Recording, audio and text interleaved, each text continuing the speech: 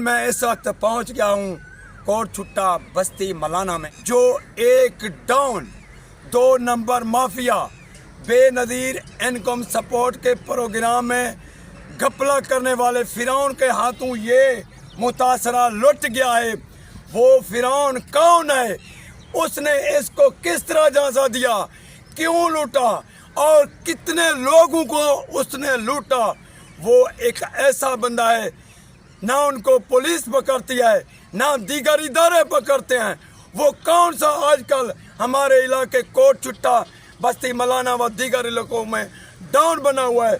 मैं पूछता हूँ, मुतासरा शख्स जो है एक हमारे सामने आ गया है, फियाज खान मीरानी जी। फियाज बताएं ये क्या करता है? सलीम मलकानी है सर, फ्रेंचाइजी है वो जरा था ब्लैक मेलर किस चीज़ का फ्रेंचाइज?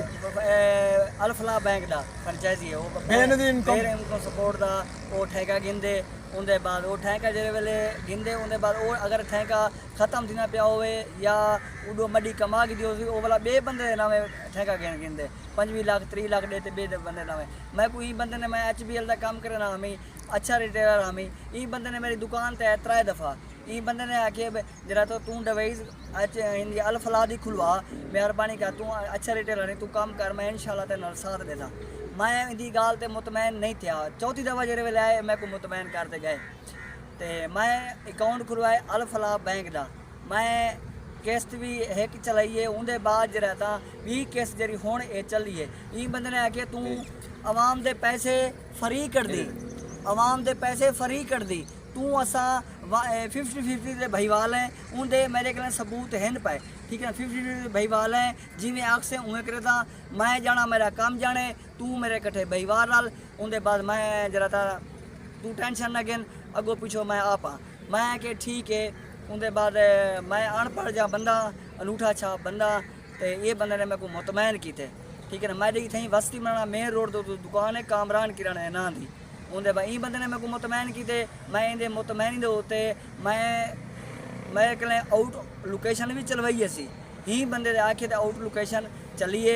उनके बाद ई बंदे ने 2,91,000 रुपये मेरे नाल फराड किए, नगदी रकम कैश मेरे कलें किए, ठीक है ना। उनके बाद कैश गिनने के बाद ई बंदे ने आखे जरा था मैं उठा में जिस वेले मेरी मशीन बंद थी गई। ई बंदे ने मेरे सुने, ये सलीम मलकानी पहले क्या काम करता था, पहले इनके पास क्या कितने इनकम पहले जरा था इनके पास कुछ कह नहीं, बस यो रकबे वाला कोई बंदा आज लेवल तक कह नहीं पहुंचा। इनके पास बहुत सारे प्लाट हैं, बहुत सारे इनके पैसे। ये कहाँ से आए? ये पता कितों को आए लुटन पुटन वाले चक्कर चैन पैसे इनके चेक किया वने, इनके असासे चेक करन। उनके बाद ये मडी इतना कितों आ गई है वला गलीज गालियाँ जरा था मेरे बाद किते सी। उनके बाद जरा था तू वन वला मेरा जरे वेले निज़ाम ये ख़त्म करवा दी सी। मैं आ गया मेरे कलें सबूत हन पे भाई वाली दे 50-50 भाईवाल है सारा कुछ है। उनके बाद जरे वेले 2,91,000 दे बंदे ने मेरे नाल फराड किए। मैं राणा सलीम उनकी मेहरबानी है, राणा मकसूद की मेहरबानी है, उन्हें मेरे नाल तावन किए। अच्छा कोट छुटे दे राणा लेन उन्हें बंदे को मैं धावन दी है, उन्हें बंदे इनो वैसा भेजन भाई ई मामला इनका हल कर, ये गरीब है वाला ई आखिए जरा था ई बंदे को अगूते ना थी मांडी भाई ई बंदे का मामला मैं हल कर रहा। मैं उन्हें दी गाल ते हिंदी गाल ते मुतमैन थी गया। कई झाड़ियों के बाद इन्हें मेरे को सडवाए उठे ही अपने हिंद होते, मैं उठा गया आया बैठा ई आखिया अल्लाह को हाजिर नाजर करते अपने पैसे दसा तेरे पैसे कितने। मैं कि तू अल्लाह को हाजिर नाजर करते तू पैसे च दसा मेरे पैसे कितने। 2,91,000 रुपया मैं को दसे में ये बंदा मुतमैन ते मैं को आखे ठीक है मैं चीज़ मुतमैन पैसे मैं गिदे में वला डिजिटल होते पैसे लिखे ने डिजिटल के पैसे लिखते। उनके बाद ई बंदे ने मेरे कल मोबाइल चा गिदे मेरे कल 82 वॉइस इंदी है पी सबूत हन पे। ई बंदे ने 82 वॉइस मेरी डिलीट की है, मैं कुछ वॉइसा दे मोबाइल के अंदर रखी गया वो ही टाइम थी मेरे कल है पिया। ई बंदे ने सब चीज़ डिलीट की है।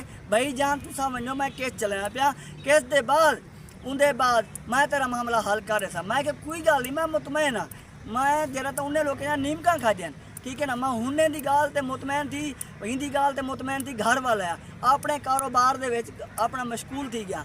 उनके बाद कई जाने बाद हफ्ते खान के बाद मैं गया शाम का टाइम आ राणा सलीम कोच ते खड़ा मैं उनके पूछे गोदा मेरे काम के बारे क्या की थी ई आखे जरा ता गोदा वो आदे अल फलाज या मशीना वापसी कर मशीना जरा तो मैं अपने पैसे नाल की देमी ठीक है ना। कितने मशीनें थी? मशीना डू था एक पहले थी सही तरीके में काम करना में जेरे वेले मेरे को ब्लैक में लिए चक्कर पाते थी मैं भाई वाला तेरा तू जेरा कोई थी तू कर उनके बाद डूग ई मशीना में मशीना तो कोई गाल नहीं वो नुकसान जरा थी गया 3 दी मेरी जरा ता मशीना चलियन एक दिहाड़े 23 काट लगन बे दिहाड़े अब जो रकम इसने लूटी है आपसे हाँ।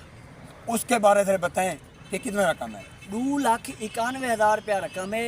ई बंदे ने जरा ता वाला वो चीज़ा डिलीट करते मैं कई जड़े बाद दुकान ते कि दुकान ते बंदा मेरे कने हाल वाल वास्ते देखना है बिली ये बंदा हुण कित्था पहुंचे जरा ता आके मेरे कने पूछना है बिली ये बंदा कित्था जले दुकान ते मैं कुछ चाह भी पी ली इज्जत भी की थी इज्जत दे बाद उनके बाद ई मैं कि सर मेरे 2,91,000 रुपये मेहरबानी करो मैं को दियो 2,91,000 के बाद ई जले मैं को आके तू मेरी जूती नोक तना कहने में मैं लाख रुपया कमावे ना लाख रुपया कमा के उनके बाद 10,000 घर चाहना बाकी इदारे खवा देना तैं जिथा मुकाबला करना वो मेरे कर नहीं मैं गरीब जा बंदा मैं को इंसाफ मिला भी नहीं इदारे कले चढ़ाई है ता भाई ब्याह भाई जान हूँ आया मेरे नाल तावन किते ने उन्हें वीडियो जले चढ़ाई है उनके बाद मेरे रात का कल है 2 नंबर के उत्ते तू अपने घर की लोकेशन दसा मैं कि यार मेहरबानी करो या ए कसम हद करे मैं पैसे कह नहीं कीते मैं ई गाल ते वो तो मुतमैन या मैं कसम हद करे ना मेरे कने ई मैं को फराड चलाए ई मेरा नुकसान किते 2,91,000 का फराड किते सी मेरे ना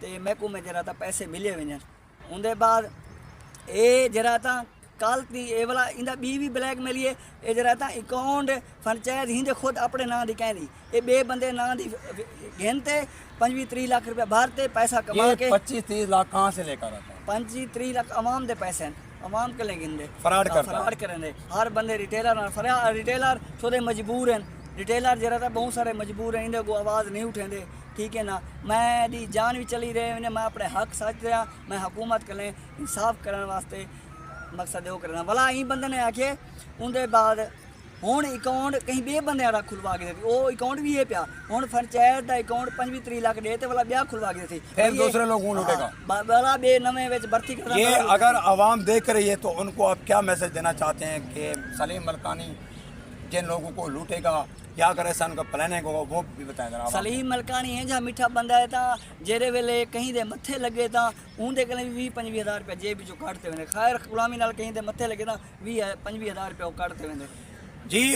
फयाज भाई का कहना है कि मैं अरबाब अख्तियार चीफ जस्टिस ऑफ पाकिस्तान बाकी जितने इदारे हैं उनसे दर्दमंदाना अपील करता हूँ कि मैं एक फलाई फाउंडेशन पे काम भी करता हूँ गरीबों की मदद भी करता हूँ कि जो इसने मेरी रकम लूटी है सलीम मलकानी ने वो मेरी रकम वापस की जाए और इनके खिलाफ सख्त से सख्त फौरी कार्रवाई की जाए ताकि दीगर जो हमारे जैसे मुअज़्ज़िज़ भाई हैं वो इनके शिकार से बच जाएं।